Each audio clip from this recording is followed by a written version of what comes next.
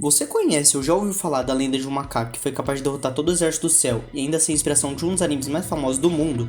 Caso sua resposta seja não, é só puxar uma cadeira, porque hoje eu vou contar a história do poderoso rei macaco, Sun Wukong. Então, roda a vinheta e bora pra história.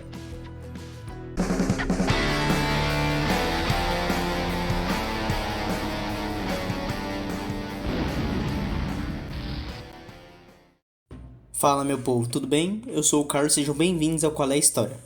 Sun Wukong, o rei macaco como ele é mais conhecido, é um personagem da mitologia chinesa que ficou conhecido através de um conto chamado Jornada ao Oeste. E hoje em dia, ele é tão famoso que já foi representado em várias obras, como no anime The God of High School,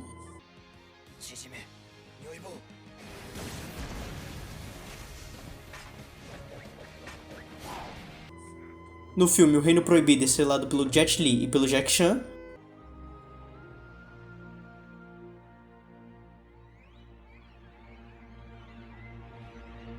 no jogo Black Myth, que ainda não foi lançado,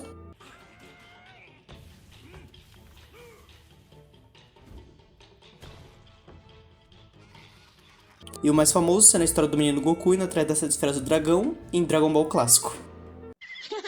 Acho que isso é suficiente. Mas vamos deixar essa apresentação de lado e começar logo essa história, né?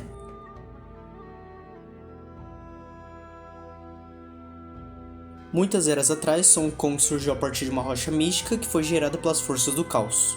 Que ao contrário do que muita gente pensa, o caos não necessariamente tem que ser uma força maligna. Em alguns casos ele também pode ser representado como uma entidade neutra, que não é nem boa e nem má. Essa rocha viajou por todo o cosmos, até que ela finalmente pousou no monte Huaguo, que era uma montanha e ficava localizada em uma ilha cheia de macacos e monstros. Quando ele chegou nessa ilha, ele ainda ficou algum tempo sendo gerado dentro da rocha.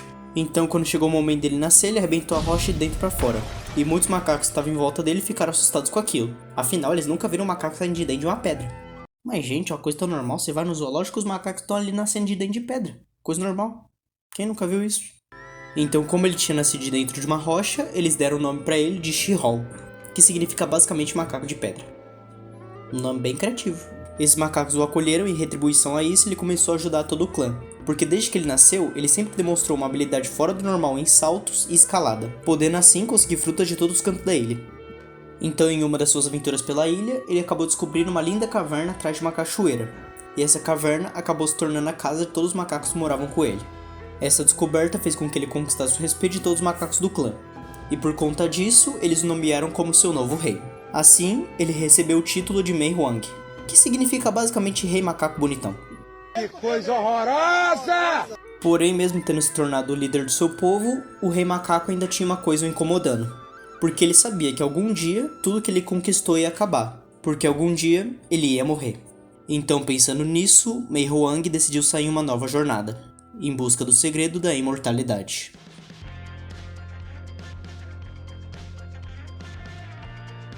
Depois de vários dias na sua jornada, o Rei Macaco chegou até a civilização, onde ele conheceu o patriarca taoísta Bodhi.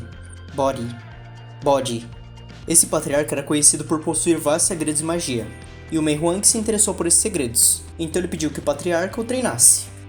Eu só não entendo como é que o cara conseguiu entender o que o macaco falou. No início, o patriarca não tinha a menor intenção de aceitar o Rei Macaco na turma dele, mas com o tempo, a determinação e o carisma do Rei Macaco conseguiram dobrar o velho e ele finalmente conseguiu entrar na turma do patriarca.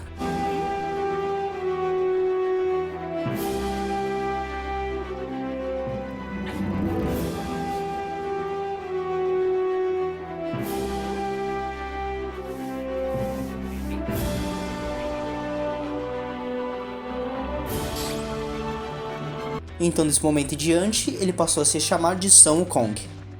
E só uma curiosidade aqui, Sun Wukong significa Son Goku se você traduzir pro japonês. Vai zoando, fio, eu sou trilingue e falo português, chinês, várias merda. Tá certo que com o Google Tradutor todo mundo sabe uma palavra ou outra em chinês, né?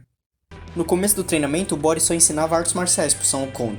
Mas com o passar do tempo, a inteligência e a energia do macaco fizeram ele se tornar o discípulo favorito do patriarca. Então ele começou a ensinar magia pro Rei Macaco. Ele aprendeu a técnica das 72 transformações, que permitia ele mudar sua forma para qualquer animal, objeto ou pessoa que ele desejasse. Aprendeu também a técnica que permitia que ele pulasse uma distância de até 54 mil quilômetros. E finalmente ele aprendeu a técnica que permitia ele transformar cada um de seus 84 mil pelos em armas, animais ou até mesmo duplicatas de si mesmo. Se o Capitão América é o exército de um homem só, esse daqui é o exército de um macaco só. Porém, todos esses poderes acabaram deixando Sun Wukong muito orgulhoso e arrogante. Ele começou a se vangloriar para os outros alunos, dizendo que era melhor que eles, que ele era o favorito, e isso acabou decepcionando muito o patriarca. E como punição, ele expulsou Sun Wukong da escola para sempre. Além disso, o patriarca ordenou que Sun Wukong nunca contasse a ninguém como ele havia conseguido seus poderes. Então, agora que ele tinha sido expulso, o Rei Macaco decidiu voltar para o Monte Huaguo e para os seus súditos macacos. Então, de volta ao Monte Huaguo, o Rei Macaco decidiu ensinar suas técnicas de artes marciais para seus súditos. Mas ele estava tendo problemas com as técnicas de armas, porque agora nenhuma arma conseguia ser usada por ele. A sua força e velocidade faziam com que a arma quebrasse só de entrar em contato com a pressão do ar. Então, Sun Wukong decidiu sair em uma nova jornada em busca de uma arma que fosse digna de ser usada por ele.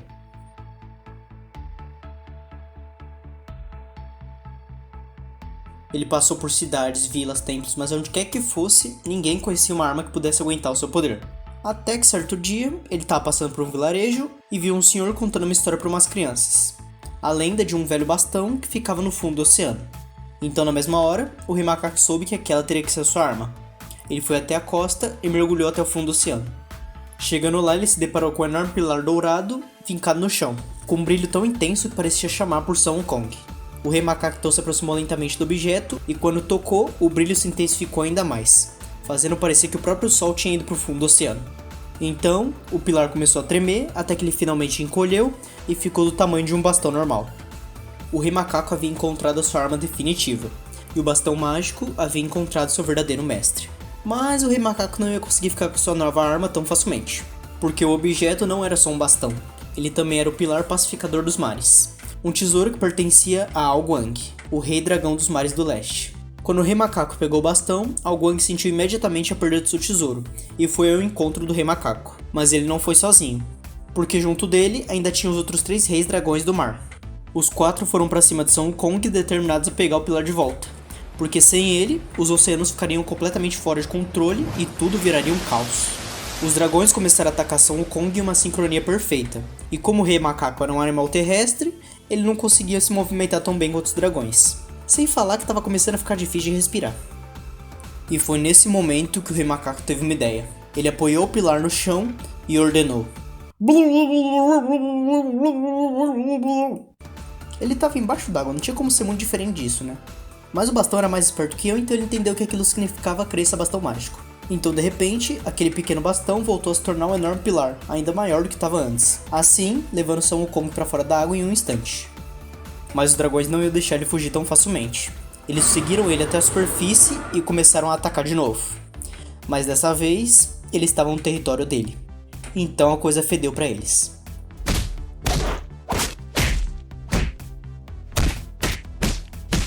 E além de levar o bastão, ele ainda obrigou os outros 3 dragões a entregar as melhores partes das suas armaduras. Uma cota de malha dourada, um chapéu de penas de fênix e um par de botas saltadoras de nuvens. Sun Wukong então encolheu o bastão até o tamanho de uma agulha e guardou dentro da sua orelha. Ele então usou as botas saltadoras de nuvens para subir em cima de uma pequena nuvem, que ele usou para viajar de volta até a sua casa. Porém, no caminho de volta, as forças do inferno capturaram Sun Wukong e o levaram até o submundo. Depois de toda aquela confusão que ele causou roubando o pilar e atacando os dragões do mar, as divindades do inferno decidiram que estava na hora dele abandonar aquela vida e reencarnar em outra. Porém, Sun Wukong não só se negou a morrer, como ele também roubou o livro da morte e apagou seu nome de lá. Assim, ele finalmente tinha conseguido alcançar o seu objetivo original. O Rei Macaco agora havia se tornado um imortal. Logo depois disso, o Rei Macaco chamou a sua nuvem voadora e voltou para sua ilha, sabendo que agora ele poderia ser o Rei dos Macacos para sempre.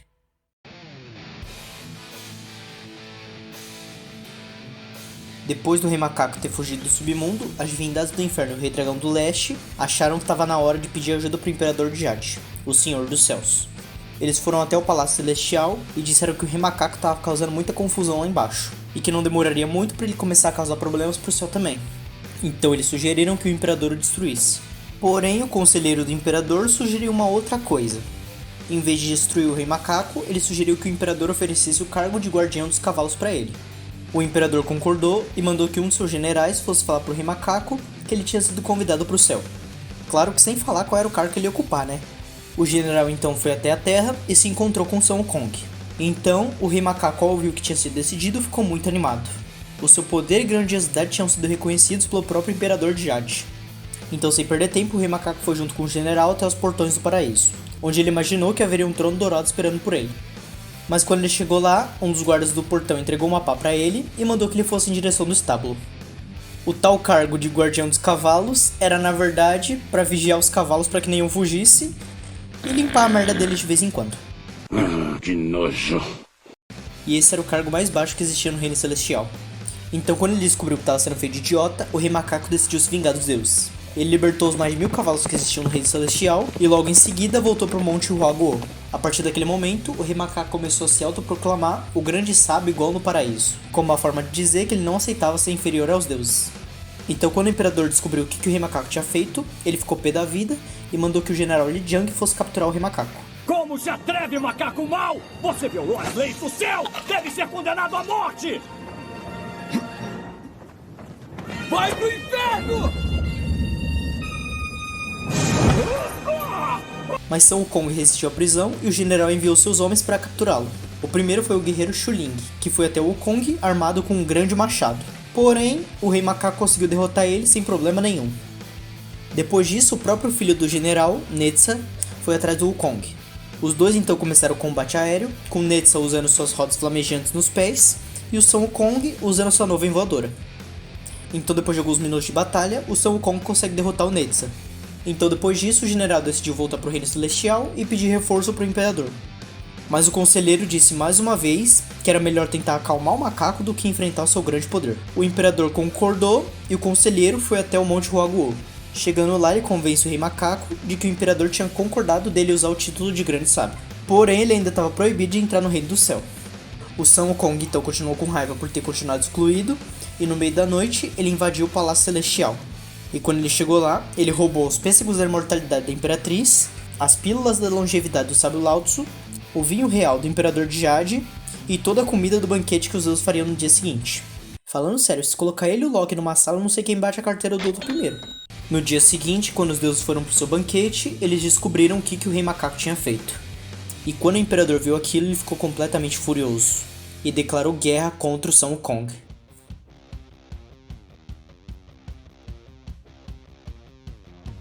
O Imperador montou uma imensa tropa que incluiu o General Li Jiang, o Guerreiro Netza, os 4 Reis Celestiais e o seu próprio exército de 100.000 soldados celestiais.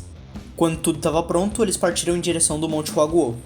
Porém, o Rei Macaco já imaginava que alguma coisa assim podia acontecer, então ele preparou um imenso exército de clones de si mesmo. Então, quando o General Li Jiang deu a ordem, a guerra começou. Vários dias de batalhas passaram e o Rei Macaco estava vencendo aquela guerra sem muitos problemas. Os seus poderes mágicos eram superiores aos dos próprios deuses, e o seu exército de clones conseguia lidar facilmente com as tropas. O Rei Macaco já estava sentindo o gostinho da vitória.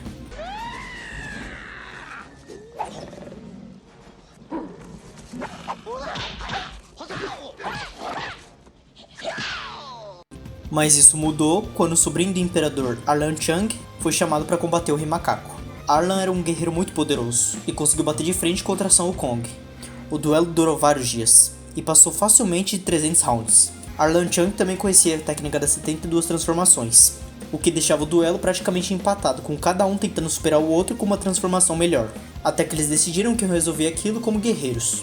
E a cada impacto da lança do Arlan Chang contra o bastão de Sun Wukong, tanto o céu quanto a terra e o inferno tremiam. Até que em certo momento Sun Wukong se multiplicou e começou a atacar Arlan Chang de todas as direções possíveis, fazendo uma tempestade de golpes contra ele. Então, no meio disso, o Sábio Lao Tzu arremessou um artefato na direção de Sun Wukong. O artefato acertou a cabeça do macaco, fazendo ele cambalear e dando tempo suficiente para Arlan Chang se recuperar, acertar o seu inimigo e nocauteá-lo. Quando o Wukong se recuperou, ele já estava acorrentado no céu e os deuses haviam decidido que a punição por seus crimes seria a morte. Mas essa punição acabou sendo pior para os deuses do que para ele mesmo. Quando eles tentaram decapitar ele, a lâmina quebrou no meio. Então eles tentaram usar fogo, raio, flecha, botaram ele para assistir Liga da Justiça 2017, mas nada dava jeito daquele macaco. Afinal, ele tinha apagado seu nome do livro da morte, além de ter comido os pêssegos da imortalidade e as pílulas da longevidade, o que fazia dele praticamente invencível. Então foi quando Lao Tzu sugeriu desintegrar completamente o corpo do macaco em um caldeirão de 8 trigramas que ele tinha.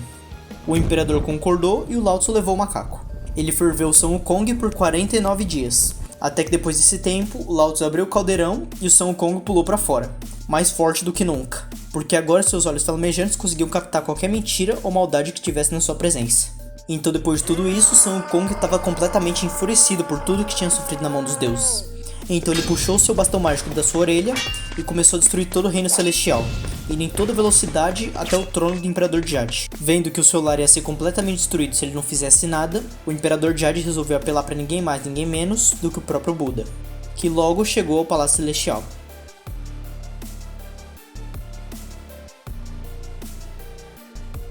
Sun Wukong agora estava frente a frente com o Buda, mas diferente de outros deuses, o Buda não era um guerreiro, e sim um sábio. Então, em vez de entrar em um confronto contra o Rei Macaco, ele decidiu fazer uma aposta com ele. Se o Rei Macaco conseguisse escapar de cima da mão do Buda, ele poderia assumir o lugar do Imperador Jade e virar o novo governante dos céus. Mas caso ele não conseguisse escapar, ele teria que ser aprisionado por 500 anos. O Rei Macaco, achando aquela aposta ridícula de fácil, aceitou. E usando sua técnica de salto de 54 mil quilômetros e as suas botas saltadoras de nuvens, ele pulou até os confins do mundo, onde ele encontrou 5 grandes pilares que sustentavam o céu. Então, como deboche aos deuses, ele escreveu no pilar do meio, o grande sábio igual no paraíso. Além disso, ele também mijou no pilar. Essa vai ser a minha melhor vigarice. Então, imaginando que já tinha vencido a aposta, o Rei Macaco se preparou para voltar para o Palácio Celestial. Porém, quando ele estava se preparando para pular, o chão começou a tremer e os pilares começaram a ficar maiores. Foi quando o Rei Macaco percebeu que os pilares na verdade eram os 5 dedos da mão do Buda. Ou seja, o Rei Macaco mijou na mão do Buda. O Buda então ergueu sua enorme mão e informou para o Rei Macaco que ele tinha perdido a aposta. Portanto, ele teria que ser preso por 500 anos. Percebendo qual seria o seu destino, o Rei Macaco tentou fugir. Porém, antes que ele fizesse isso, o Buda fechou a sua mão e a colocou embaixo de uma montanha, prendendo o Rei Macaco na montanha. E para garantir que ele não escapasse, o Buda colocou um mantra dourado no topo da montanha. E esse mantra cuidaria de selar o Rei Macaco até o final da sua punição. 500 anos se passaram desde então, até que um monge budista que tinha como missão ir até a Índia para buscar alguns pergaminhos, passou pela montanha e ouviu o aprisionado Rei Macaco pedindo socorro. O monge então removeu o selo do topo da montanha, assim libertando o Rei Macaco, que como gratidão pelo viajante tê-lo libertado, decidiu acompanhá-lo em sua jornada ao oeste.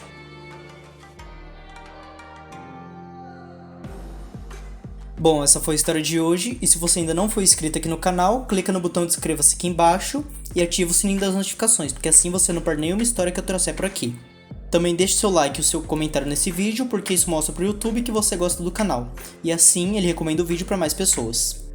Por hoje, fique com meu muito obrigado, e fui!